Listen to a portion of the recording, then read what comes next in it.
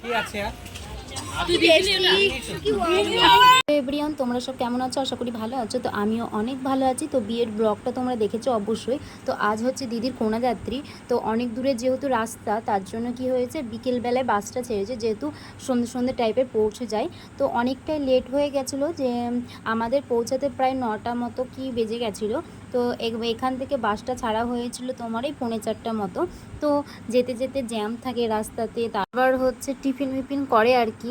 তো এই দেখো রাস্তার মধ্যে দাঁড়িয়েছি। তো একটা চায়ের দোকান আছে, ওখানটায় করে সব চাটা খাচ্ছিলো, বিস্কুট টিস্কুট খাচ্ছিলো আর কি। তার জন্য একটু বাসটা দাঁড় করানো হয়েছে, অনেকে ওয়াশরুম করলো।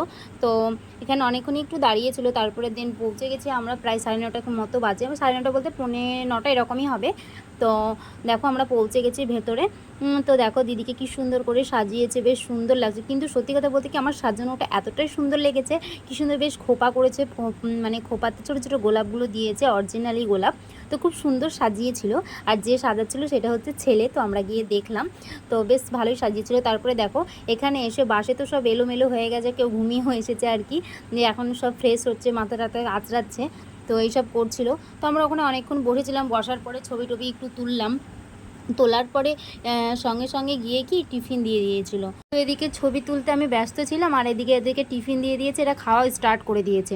তো দেখো টিফিনে ছিল সিঙ্গাড়া, 3 রকমের মিষ্টি, বেশ ভালোই লেগেছিলো তো খেতে। আর একটা করে জলের বোতল দিয়েছিল। আর নিকিতা দেখো এদিকে খেয়েই যাচ্ছে, ও বুঝতেই পারেনি যে আমি ভিডিও করছি। তো দেন তারপরে চলে আসলাম নাচের দিকে। দেখো কত জন নাচছে, বেশ ভালোই লাগছে দেখতে।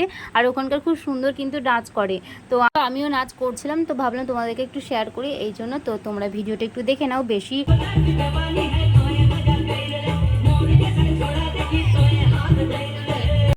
দেন তারপরে আমরা চলে আসলাম খাওয়া দাওয়ার এদিকে। তো অনেকক্ষণই দাঁড়িয়েছিলাম, তারপরে একটু ভিড়টা কমলো, মানে বেশ ভিড়টা কমেই গেছে অলরেডি বলতে পারো।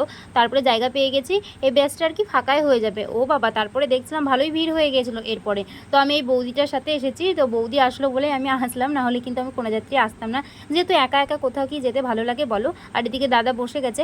তারপরে দিন আমাদের খাওয়া দাওয়া কমপ্লিট হয়ে যাওয়ার পরে কিন্তু আমাদের বাস ছেড়েছে প্রায় 1টার দিকে, রাত্রি 1টা। ছাড়ার কারণ হচ্ছে যাচ্ছে সকাল সকাল পৌঁছে যায় বাড়ি। তো দেখো এখানটায় একটা হোটেলে দাঁড়িয়েছে, চাটা খাচ্ছিল আর কি সবাই মিলে। তো ভিডিওটা এই পর্যন্ত। তোমাদের যদি ভালো লেগে থাকে লাইক কমেন্ট শেয়ার আর সাবস্ক্রাইব করে দিও। টাটা।